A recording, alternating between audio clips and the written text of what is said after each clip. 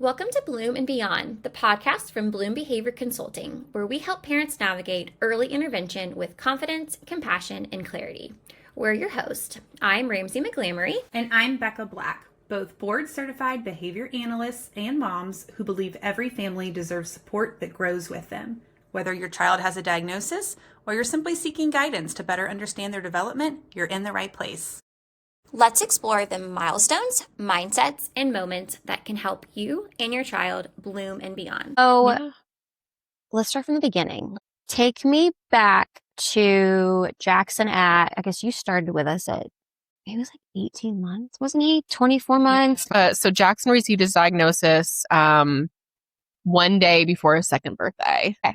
And so we started at Dogwood, gosh, I think he was about 2.5 at that point.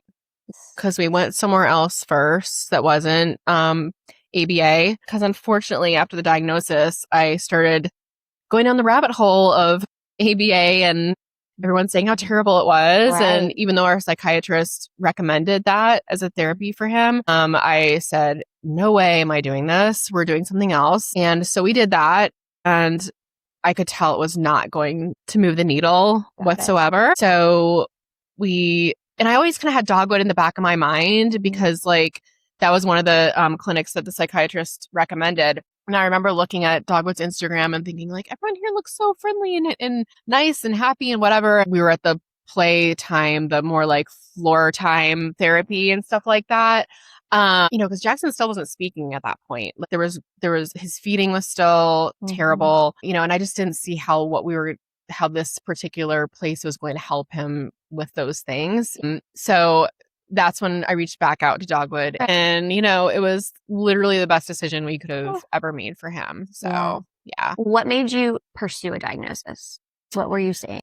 Yeah. So he was our firstborn. So we really didn't know what to expect with any kind of milestones or anything with kids. One thing we noticed was he was totally fine playing by himself. He never brought us any toys to play with. Right.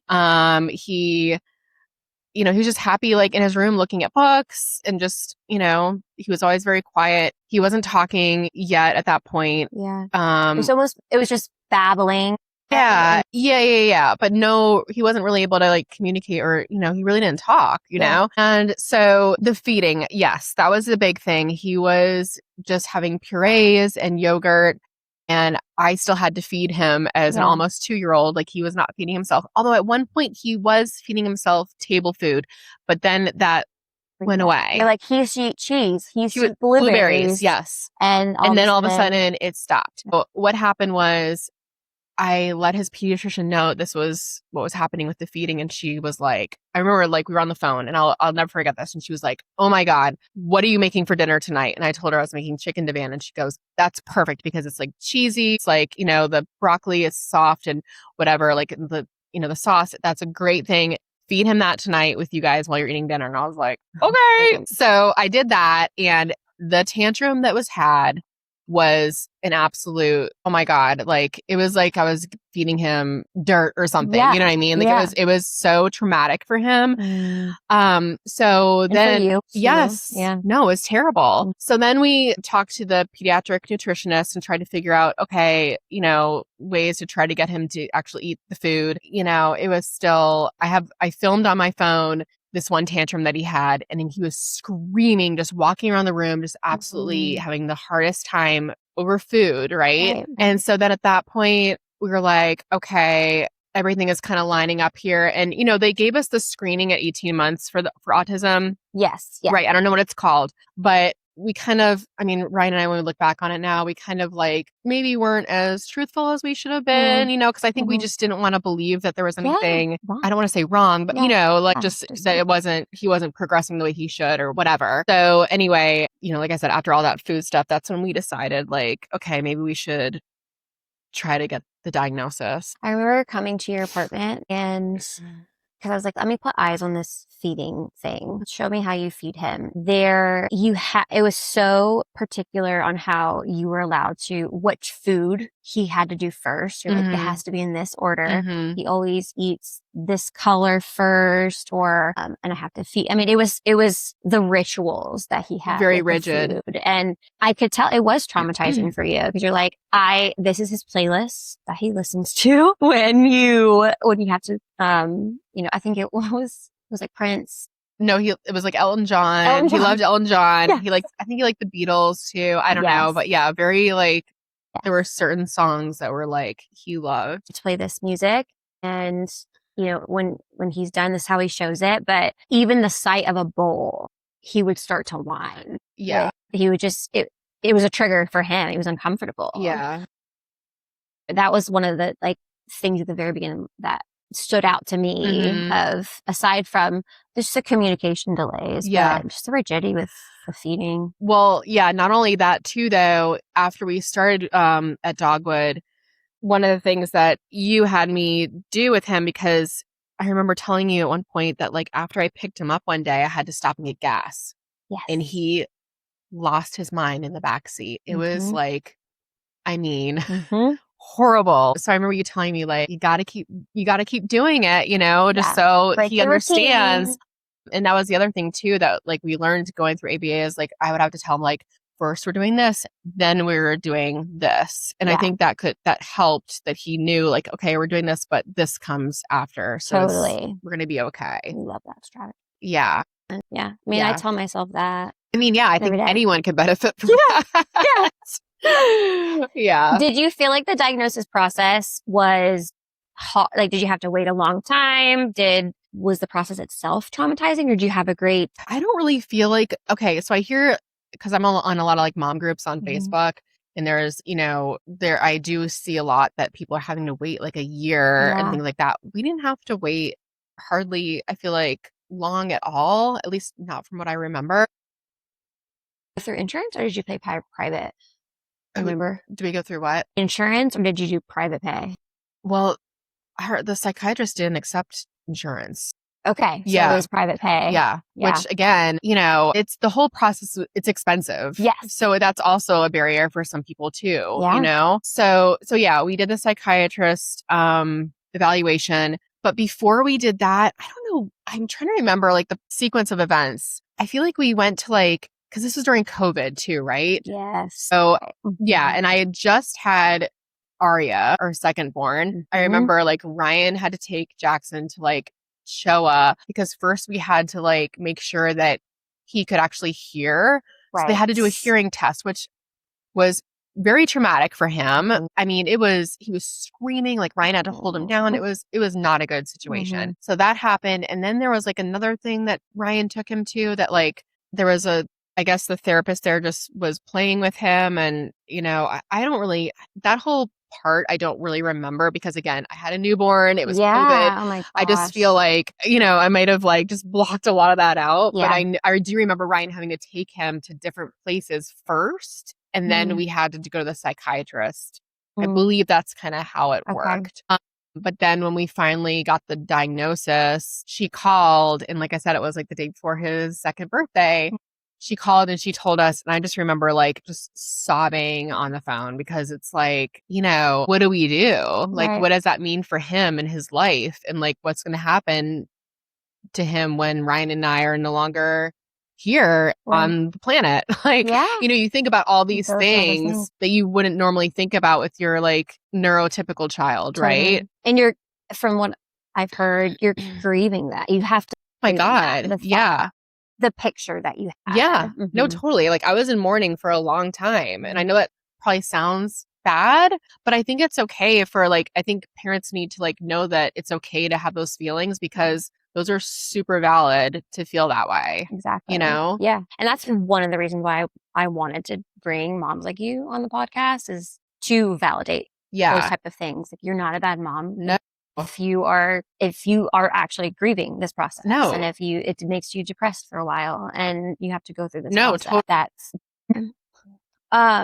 how long do you feel like you stayed that way, or that thought process? What did it move into? Did you went through all those questions in your head of what is the future going to look like? What do we do? And then you very quickly made that decision to, okay, we're doing ABA right after. right? Well, after we like went to the other therapy place and I realized it wasn't Yes. going to work out, Yes. then I was like, okay, I'm a very like action oriented person. Like I have to get into action. And I feel like that's my way of like controlling situations. Yeah. And I know Yeah. sometimes it drives my husband crazy because he's like, you're like ready, fire, aim. Yes. He's like, That's you're me. so, this is how like I, deal with these things. So yeah, I feel like I started to feel better and I guess more in control about the situation once he started ABA and once we started seeing progress. I will say though, I don't think the feeling of like the mourning or grieving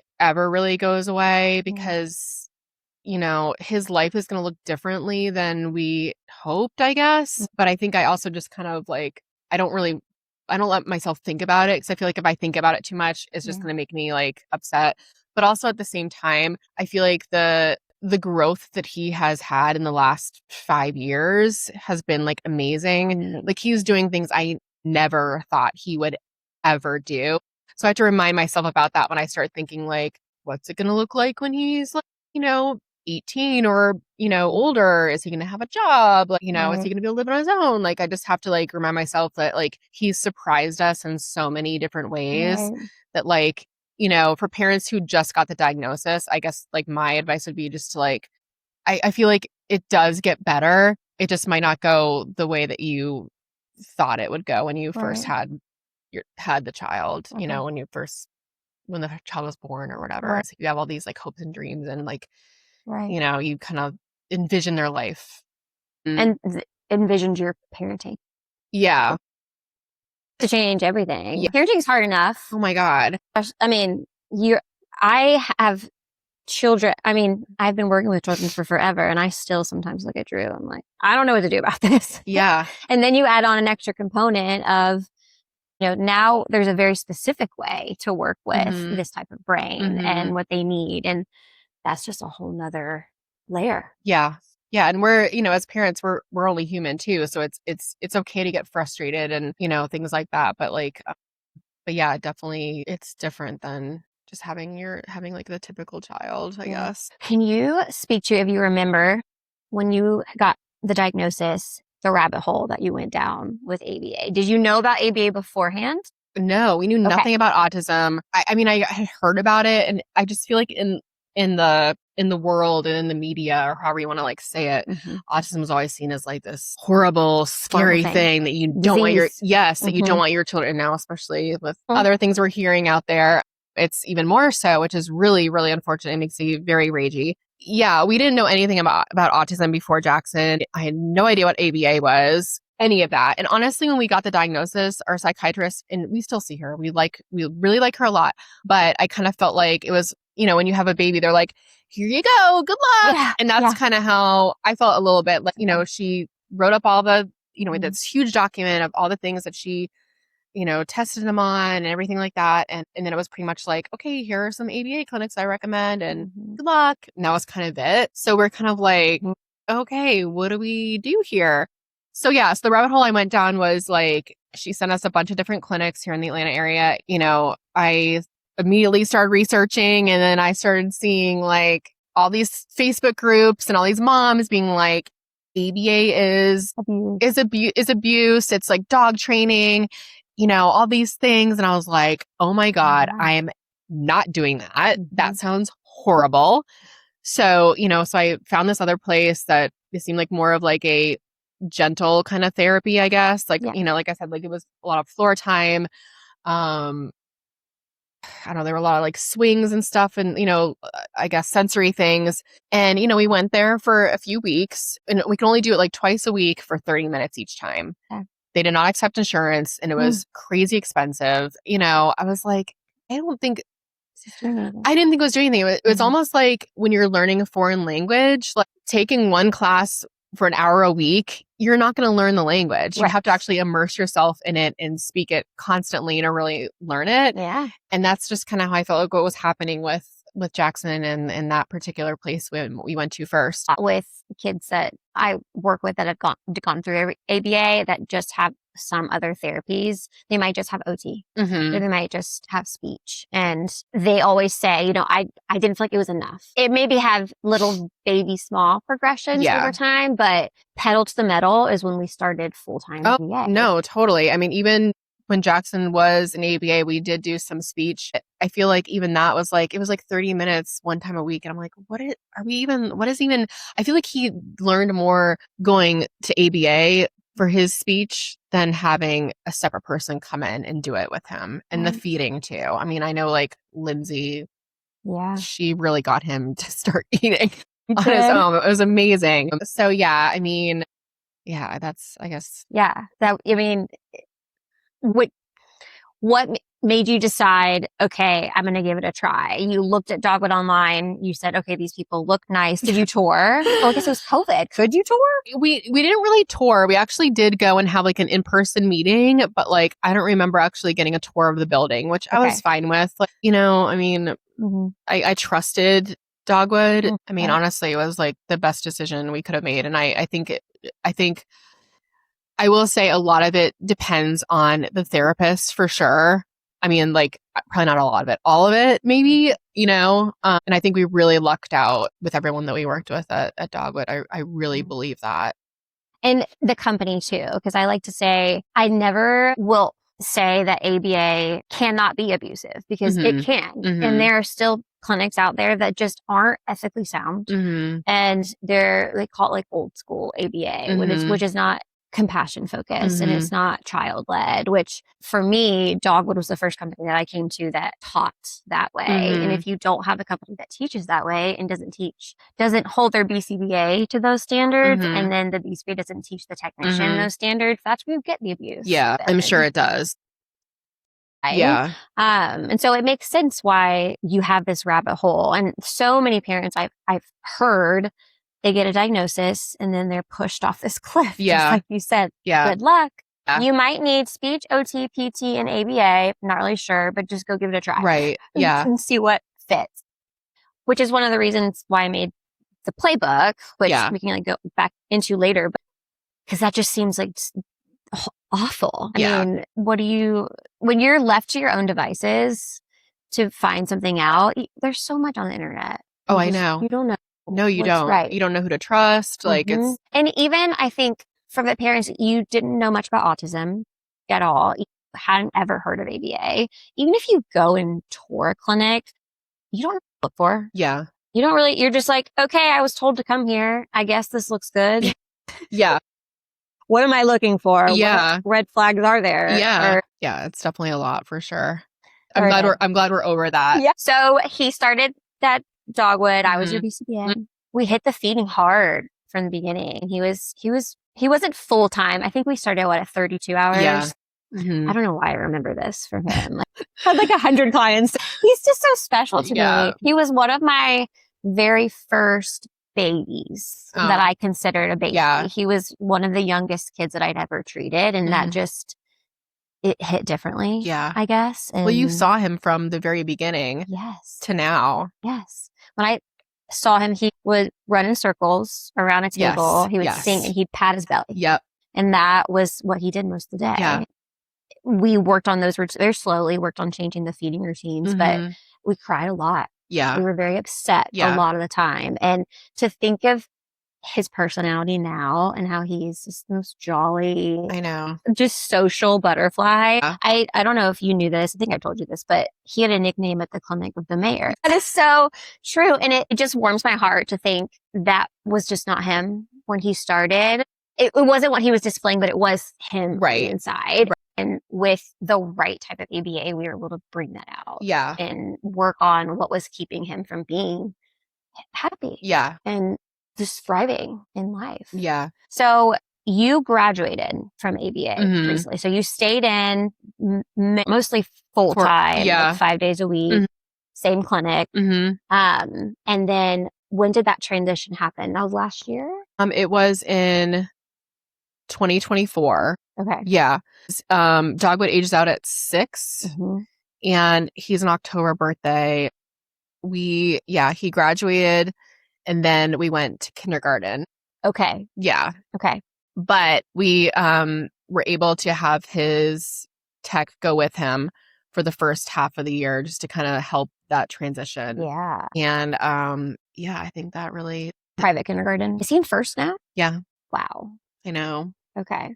What did that look like in the beginning? How did he transition out of clinic to school? I mean, like the feedback I got was that he was fine. Right. I mean, he did great, like no issues whatsoever. And then after I think Christmas break, I think we started like, 3 days a week with the tech coming, and then it like went to like 2, and then like, we kind of did like faded it out. So now he's going on his own. Now he's going on his own. Yeah. He'd rides the bus to school by himself. You love it. I could see him just like, okay, gotta go to the bus. Yeah. It's time to No. go. Yeah. No, like I said, like I remember on his first day of school, I was like, okay, we're going on the bus and we've never done the bus before. Like, how's this going to go? Like, I don't know.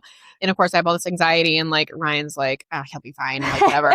And he was fine. Like, I have all these fears, like he's not going to be able to do this, and he does it. Yeah. So, yeah. Yeah. Do you find him being rigid, routine based still? Or do you feel like that part?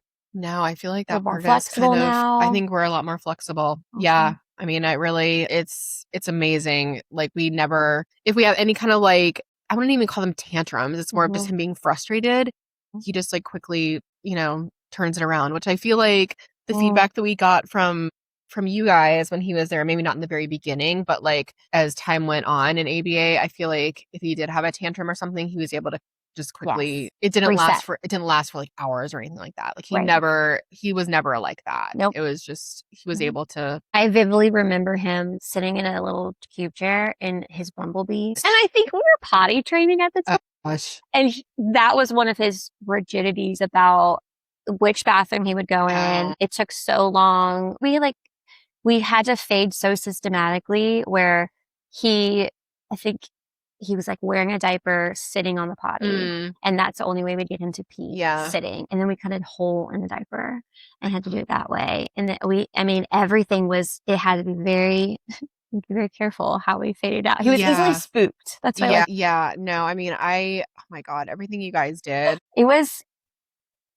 was so much. And just to see him today, oh my gosh. It's like, this is why. This is why we do this. No, totally. Because they come in a lot of the time, the kids that need full-time ABA, and there's just this huge wall of barriers, rigidity, not that joy and attention you talked about. He's not bringing you toys. We're not talking, communicating our needs. And the right type of ABA is going to get a hammer, and they're going to very slowly chip away at those barriers. And as those barriers go down, that's how they start to learn. And they start to learn these skills and catch up. And now hit that barrier wall. Yeah, no, totally. And I think anytime I mentioned I'm on Facebook groups with moms and stuff, and anytime anyone is on there and thinking like, I think there might be, something going on here, and, whatever, I'm always like, I always have to respond and say, get them evaluated.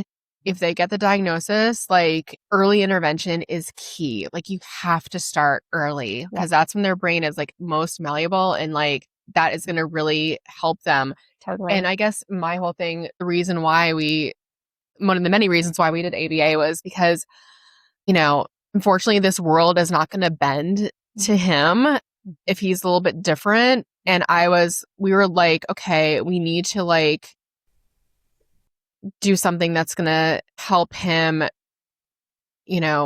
function in this world, right? Because this world is not a nice place for anyone, especially for people who are different.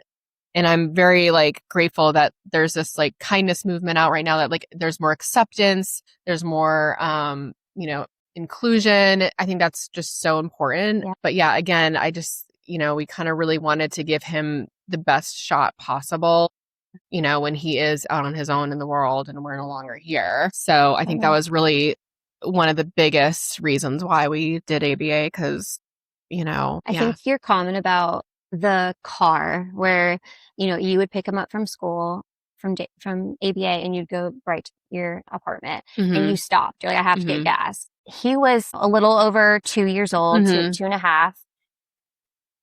And we are that was really hard to break the routines that were made at 2.5. When these people are starting ABA or they're not starting early intervention, redoing years of routines, years of reinforcement for certain behaviors and those rigidities. And it gets harder and harder and harder. That wall gets taller and taller and taller. Yeah. And if we can start, working on those barriers when the wall is this tall, that is what's going to make. I totally agree with you. different. But I also think that shouldn't keep parents from doing it, even if their child is like getting a diagnosis at 5, Yes. versus 2. Absolutely. I think they should still, Still look pursue into it. Yes. Yeah.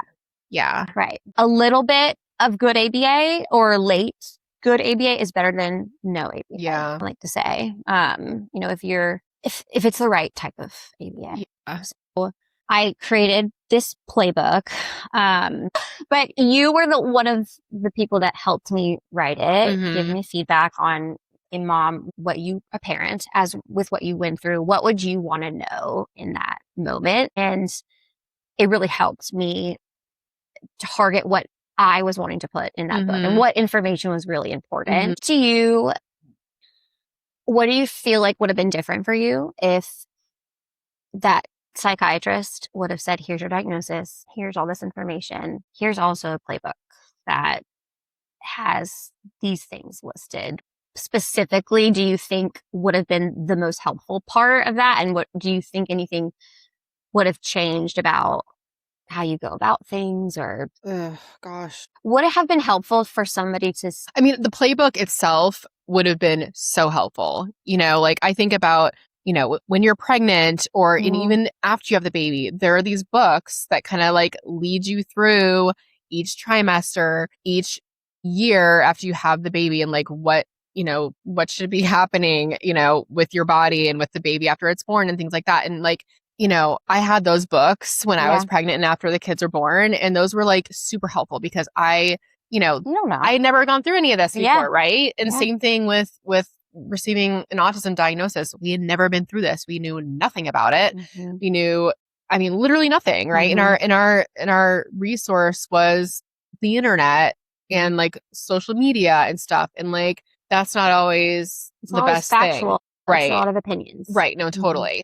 So I think like if we had a playbook after getting that diagnosis, I think it would have like calmed a lot of the anxiety. It would have really just helped kind of guide us in the right direction to go. How it would have really helped ease any anxiety and just kind of given us like a roadmap, on what to do next and like best practices on things and stuff like that. I just think it really would have just helped alleviate a lot of that like unknown that you feel, and just feeling, I think also like when you get the diagnosis, you feel alone, right? Like if you don't know anyone else who's going through it. Like I'll never forget, there was a friend of mine, how we would like, and she lives in Florida, and we had babies around the same time. Like her son is around the same age as Jackson. And I remember like we would text all the time about like just baby stuff and just all the things we were going through. Because it's your first time and everything's so exciting. We were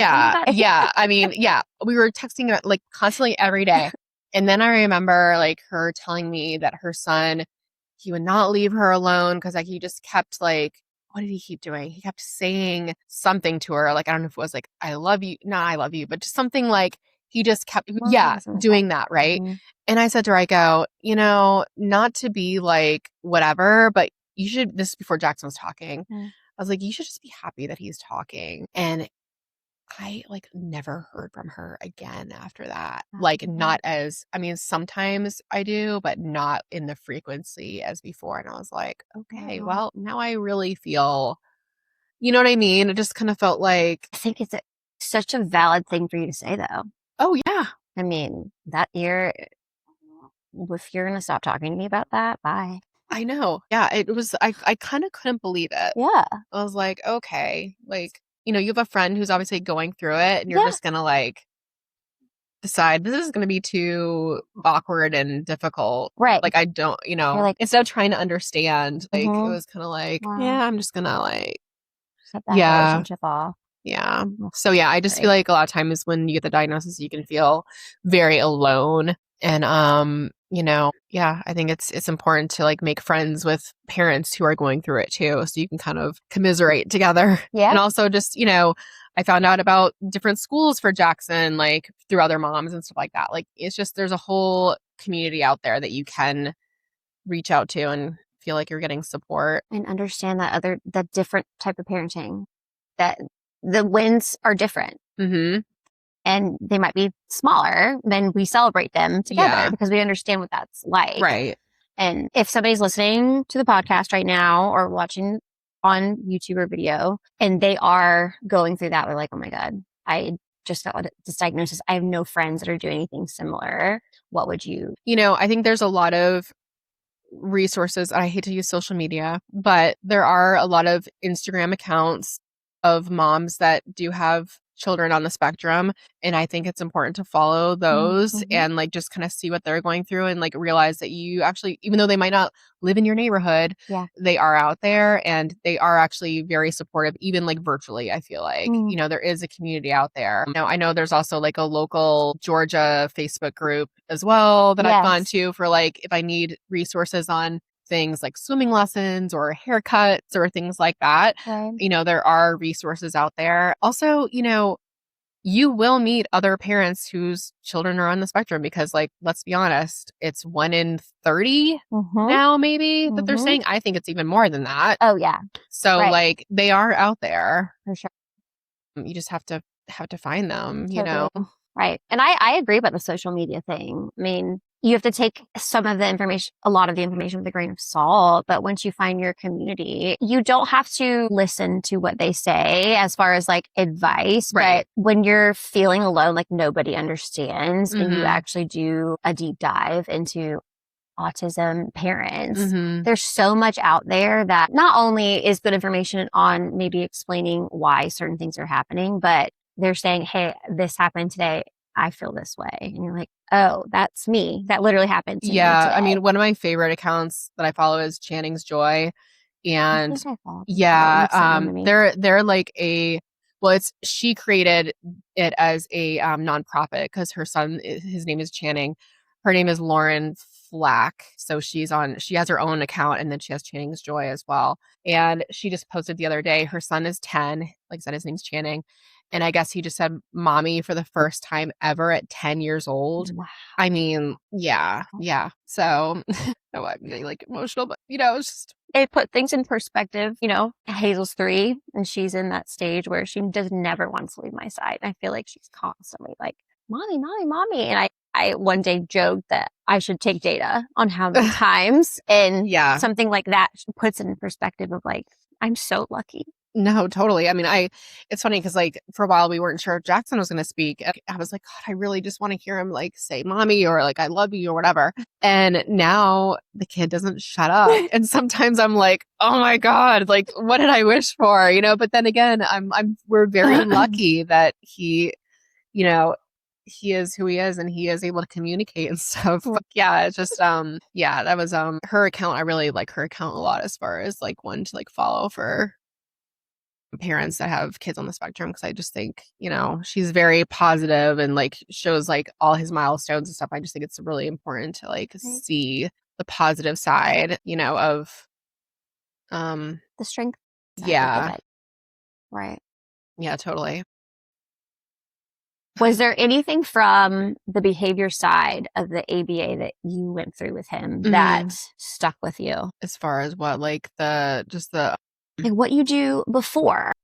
Oh, I guess you already did mention like first do this, then do that. Yeah, so I mean that was definitely a big thing. Was it the first then? Because I remember like I don't know, I have this like vivid memory in my head, but like I remember getting home after picking him up, and I had Arya. She was obviously still like an infant, and so I had to change her.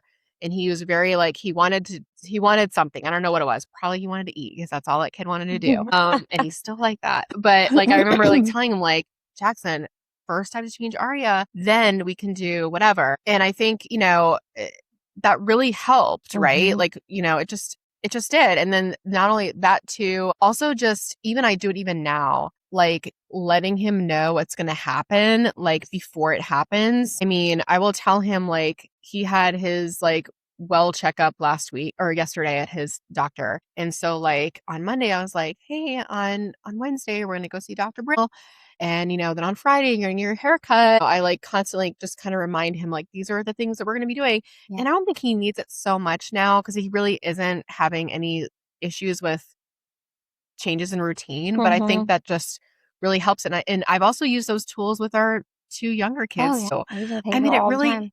it really, really helps. And it sounds so simple, but people don't know about it unless you like Label learn it.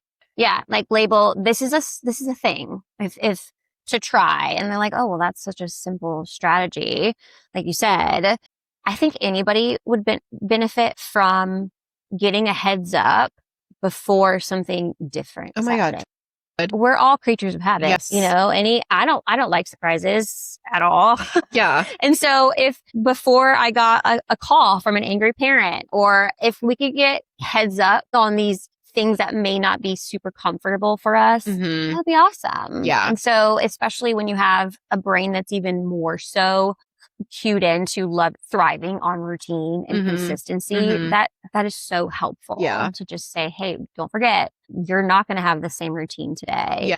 And it's not such a shock when Yeah. it happens. Yeah. I mean, those are the 2 things that I think I took away. And I know we learned so much, but those 2 things are the 2 things I think of like immediately that like Yeah. really helped with our behaviors. Because a lot of with the behaviors, when you don't have the communication skills, it's because you don't know, you can't ask what's going on when there's a change, when you're not understanding. Mom always takes me out of the car seat right away. Why is she not doing it right now? And at the time, he didn't have a way to say, Mom, what are you doing? Why is this different? And so for you to give that language and say, this is what I'm doing. I know that you want this. That's coming after I change the diaper. Yeah. First this, then you're going to get that item. Yeah. And it can be used in so many different ways, but I just feel people like to know what's happening. I like to know what's happening. Yeah. And kids are not any different. Yeah. No, totally. I think something else, like just more recently for him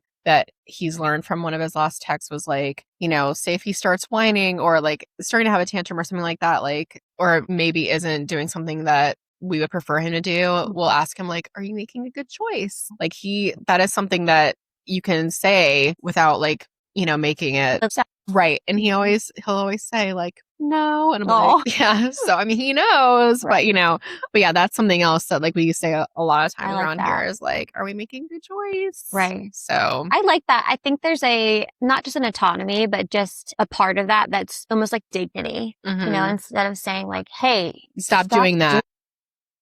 Hey, do you think that's the right thing to do? And then just go, like, I love that, because especially if they're at a level that they can understand that and do a self-check. Yeah.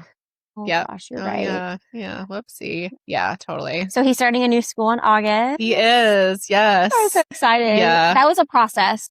It was a process. How many shadows did we end up? We did 3 shadows, and then we did 1 visit at his current school too. Yeah. So the first 2 shadows did not go so great.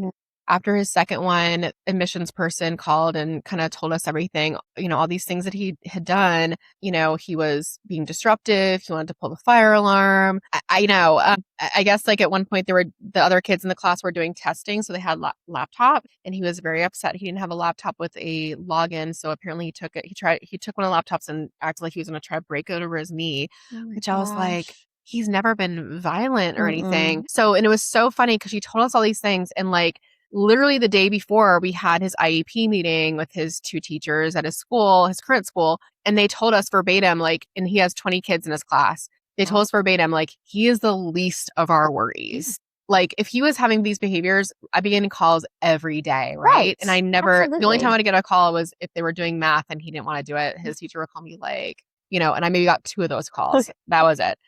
So anyway, the admissions person was saying all these things. She's like, so I just think like right now, maybe it's not the right fit for him. And Ryan and I were on the phone and we were like, oh my God, this does not sound like him at all. Like, I mean, and I told her, what our IEP meeting was, what they said about him. And, and she was just like, wow, like she just, cause that was not the child that they saw at all. And she told us, she said, sometimes, you know, these kids come into this environment and it's almost like they want to self-sabotage, right? Because they're comfortable where they are now and they don't want to like make a change. I'm like, yeah, that totally makes sense. Yeah. So Ryan was like, can you guys come and observe him at his current school? I mean, You I've know? heard of that, but I love that he thought of that. and asked Yes. that. Yeah. Yes. And she was like, yes, we can definitely do that. I'm like, oh my God. Wow. So yeah. So it was coming up on like Thanksgiving and Christmas break, and they were just like, you know, their calendars were full. So we had to wait until after the new year. They observed him at Sarah Smith and they were like, oh my God, he was amazing. Right. Like he's exactly who his parents said he was. Yeah. Who was that kid at our school? I know. Yeah. So he did great there. They're like, okay, we want to do one more shadow day. And I'm like, oh my God, do we have to? You know, like I even got like anxiety when like Aria and Lily would have their shadow days at their like, you know, schools that we were applying to. It's very stressful for the parents, you know, you want to make sure your kid's having a good day and like get well and whatever. Oh my God. So we had the third shadow day and, you know, he came out and said, I had a great day. And I'm like, oh my gosh, like, great. Well, what was your favorite part about the day? And he said, music. So we danced to like DJ Go, or I don't know. I can't remember. Danny Go. And then he said he made a friend named Alex and all this stuff. I'm like, oh my God. And like and he was with the second grade class on this shadow day. The other two, I think he's with the first grade class. So he's with kids that are a little bit older, which I think was probably good. Yeah. And also like I was going to say that his first shadow day, they did some academic testing just to make sure he would where his benchmark was. And they said he did great. Like he's 100%, you know, ready academically. It was just the social emotional part that was just, you know, more the problem, I guess, and the disruptions and whatever. Anyway, so long story short, they called us on Friday the 13th, this past Friday the 13th. And she was like, we're gonna, you know, flip the script on Friday the 13th and let you know that he is accepted for next year. And she was like, he had such a great day. And her first question to me was, how was his day? Like, how did he think the day went? And I told her exactly what I just told you. And she's like, well, I'll let you know he had a great day and we'd love for him to come next year. And I was like, oh my God. So yeah, so we're super, super excited. I have a love-hate relationship with these shadow days. I understand why they have to do it. Yeah. Because I could see parents not being truthful about their kid. No, totally. And then all of a sudden you have a kid with ODD and they're throwing chairs. But the type of kid that is being successful in the program that they have, that's really hard. To go to a whole new school, especially on the first day, we're also going to make you work. Yeah.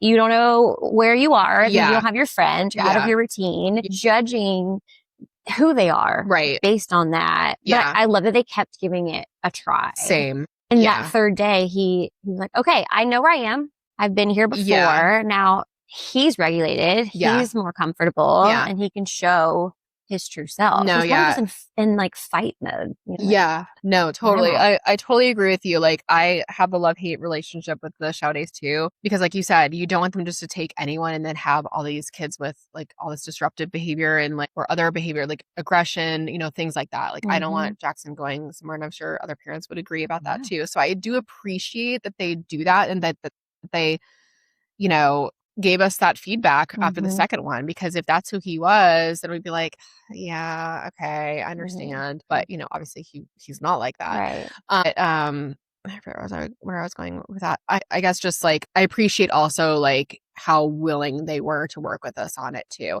Right. And she even told us when we talked to her last week, she's like, you know, I really appreciate how you guys were advocating for him, because you knew that he wasn't who he was presenting in those other 2 days. So yeah, it was really good. You and Ryan have both always been very good at the advocacy part. I feel like anytime, always with his needs, with his therapy, with his services, you have always been so on top of it. And you do your research and you're like, this is not acceptable or to the standard that it should be, or no, we can fight harder for this. And some parents struggle with that, and because they don't know. Right. Was there anything that you felt like you did differently to kind of, or that you could label in yourself that this is why I know that I can advocate for my child? I don't know. I mean, I think just as a parent in general, like you want the best for your child, right? And like, he's 7. We are the ones who have to do that for our kids, whether they're typical or not. I don't know. I just think I have that like, I don't know. I don't really like to use the term like mama bear, but like, you just have that like instinct to just like, you have to fight for your kids, especially for someone who, is in a, what is the word? In a marginalized group. I think you just have to have that extra little bit because no one else is going to do it for you. It's bravery though. Like you have to be pretty brave to be able to Yeah. stand up to a lot of different people. I mean, I think a lot of parents may would have given up, if or shied back if the school had said, hey, it's not a good fit. Oh yeah, And no, it's like, totally. oh, okay. Yeah, well, I mean, I feel like I have done that in the past with like Mhm. other things, right? Mhm. Like Ryan will be always like, "You're so like, just be like a pushover or whatever." But Mm. like with something like this, it's like I know that this is not who he is, and we're gonna keep trying, Right. as like. I don't want to use the word annoying, but like, or as stress inducing as like doing another shadow day and like, them coming to see him. I was like, I hope he has a good day at Sarah Smith because, you just never know. It's totally out of your control, which I think is another like, issue of my own that I deal with. But like, but yeah, I think I don't know. It's hard for me to say because I just feel like it feels so natural for me to like just be like that. What I think is different than some parents is you're very realistic. I don't know if realistic's the right word, but and it's not data driven, but you ask questions. When somebody gives you a recommendation or somebody says, this is what I think we should do. It's, okay, what made you come to that? I think that's what some parents just kind of take the advice and they don't try to understand where it's coming from. So something you might have done is say, okay, what led you to, what was he doing that you don't think it's a good fit? And just asking more questions to be able to advocate, Right. which I think is just something that you guys do really naturally. And if there is a problem that has come up or you have a gut feeling about something, I'm going to ask. I'm going to address it right away. And I think some parents aren't maybe brave enough to do something like that. Yeah, either that or it just takes more work too, right? Yes. He did receive an ADHD diagnosis. When was it? 25 or yeah, the beginning of 2025, I think. And we had to go through all that then. We actually saw another psychiatrist because his pediatrician, the meds she was giving him was just not doing anything. So we had to like see psychiatrists and go through all that and use these trials with meds and ultimately we ended up just taking him off of them because like his teachers at school were like saying he was just staring out into space. I'm like, well, that's not helpful. But yeah, it just, I don't know. I can't not take action, I guess. It's just, I just can't. I have to like, as soon as something happens, and I was like that when I was working too. Like I'm very action oriented. If I just need to kind of keep things moving and, That's your way of doing something. Like, oh, there's a problem. Okay, let me try to fix it. Yeah. I'm going to start doing.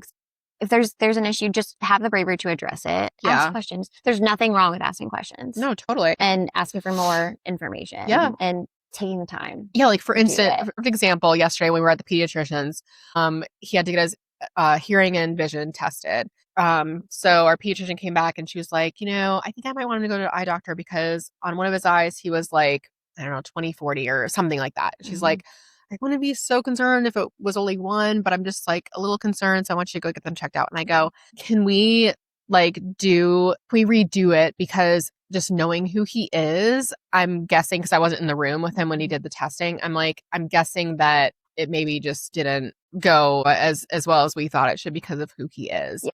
And she's like, okay, why don't we just do like the thing they did when they were babies? They have to like look at the bird and the little like, viewfinder thing. I'm like, let's do that because I think I don't feel like he can't see. Like, let's just try this again. And she's like, okay. So they did that and guess what? It was perfect. So I think that's a perfect example of just being like, you know what? I don't think that's right. Let's try it again. Yeah. And it was funny because like when we were in her office, Jackson being who he is, he was like, Mommy, you're the best mommy. And the doctor's like, well, she didn't say well like that, but she was like, you only have one example, but she said, your mom is pretty great. Like I see a lot of parents and like, your mom is like, whatever. And I'm like, how is it not this way? I know. For everyone. I think it's a personality thing. Yeah. And encouragement, I guess. Some parents, they just have such a hard time mentally moving past and into the action phase. Yeah. And I know it can feel very like not crippling, but yeah, I guess crippling yes. You get stuck and you're just like, I don't know what to do. So I'm just going to just stay stuck. Right. I totally get that. Right. It can be very, very hard to take that first step, but I think it's so important. And once you take that first step, it's like, okay, the next ones just are much easier. Yeah. So yeah. Well, I think we're so lucky with being around here with Dogwood. They're my number one referral. Yeah. I tell everyone to go there. You're a big reason for that too, though. I mean, no, honestly, we had such a great experience. So yeah, so you should feel great about that. You know, that's was their method and the people that they have in leadership, and that is the ABA that I know. Yeah. It's compassionate focused. And, you know, I also have other backgrounds in mental health and psychology too, that kind of that, but it's hard. It's hard, especially when you don't have access to something like that. We got a call 2 days ago from a mom, and her son she was in Illinois or something, and her son was in an ABA clinic and was having really, really hard behaviors at home with tantrums that were self-injurious and, you know, banging his head against the wall. But he wasn't a kid that would be doing those for sensory issues. It was very much maybe attention or escape. Something that should be addressed in ABA. And the ABA company would not go in home and teach her. She said, I've been begging them to come help me and do a training, virtual, do something. And they were basically not interested in doing more parent training than 1 hour a month. And I can tell you from now as a business side, knowing insurance companies pay the least for parent training. It's disgusting. The whole thing is terrible. So you have a lot of companies that say, well, that's not going to make me the most money. So BCBAs, I don't want you to spend all your billable time doing that. I want you to be shame on them too, though, on the company, insurance and the ABA company. The whole thing with insurance was crazy to me because we went through Katie Beckett. Yes. Right. Yeah. So I guess our insurance at the time would only cover like $30,000 or something like that for Jackson's services, which, like, I'm sorry, but that barely covers it. So we were able to get Katie Beckett. But that process, I mean, the fact that they are making it so hard for families to get this benefit that they, you know, I don't want to say deserve, like, I guess need, yes. I'm imagining we pay into that like through taxes and stuff too, right? Because it is like a Medicaid. I mean, it's just mind-boggling to me how hard they make it for you to get it.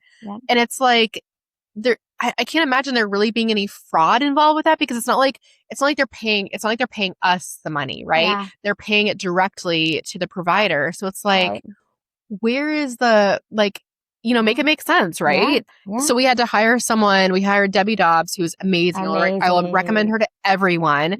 Helped us get that application filled out, all the things. They did everything for us. It is, you know, it's not cheap, but it is worth every penny. Because if I had to do that on my own, I would look at it and be like, I can't do this. And then it's like one of those things where it's like, you know, you might not get it done because it's too overwhelming. It's just the whole thing is. And the more that I'm seeing, we get so many calls from parents with kids with ADHD, pretty severe ADHD to where it's causing enough behaviors that they're getting kicked out of schools. And the fact that they don't qualify for ABA services is mind-boggling. Yeah. I mean, this is a completely developmentally appropriate child that, because of a diagnosis, also has barriers, just like the kids with autism. And why can't they receive coverage for that? That doesn't make any sense at all.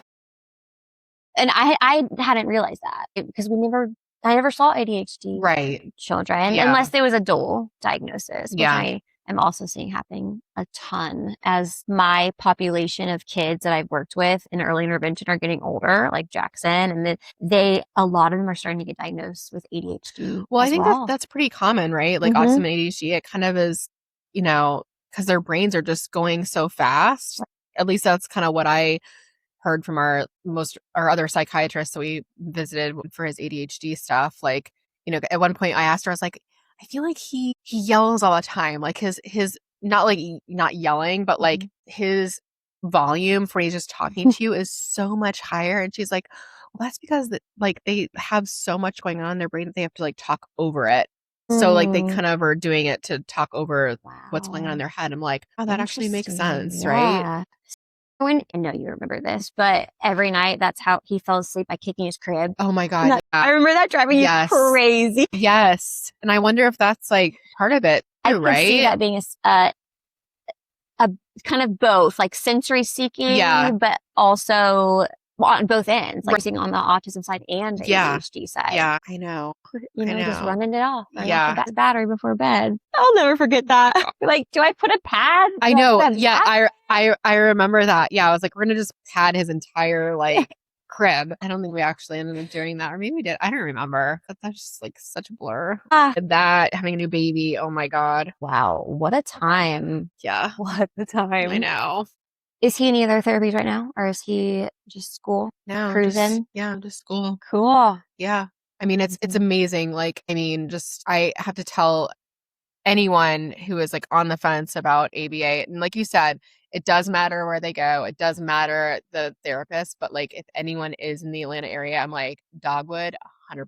Like, I mean, I will say that until the day I die. I mean, it's life changing, and it's not like, I feel like a lot of times people will say ABA is just like masking like who they are as a person, and it's kind of like it's like making them be not who they are. It's kind of making them be more typical, maybe. But again, like I said earlier, this world is not a kind place, and it's definitely not kind to people who are different. So if that's what we have to do so Jackson can thrive in the world, I'm okay with that. And I would even argue it to a point that I, was saying before with Jackson. He didn't like to struggle. He didn't like to too. I don't think I agree with you. I was just going to say that too. I feel like it makes their lives easier as well. Yes. Because then they know how to like regulate and manage. They are happier. Yes. They are happier not having those barriers. 100%. And so to say that it's masking it and making them a different person. Yeah, I'm a different person than I was before I started therapy. Thank God. Yeah. And you are different, but it's for the more you are. It's for the better. Yes. And because it's for their well-being and they're happier. Yeah. No, 100%. Yeah. Well, thank you so much. This was great. Thanks for having me. Yes, I appreciate it so much. I know there's going to be so many people that resonate with everything that you've said, and I'm just glad that you can help in any way with just being heard. I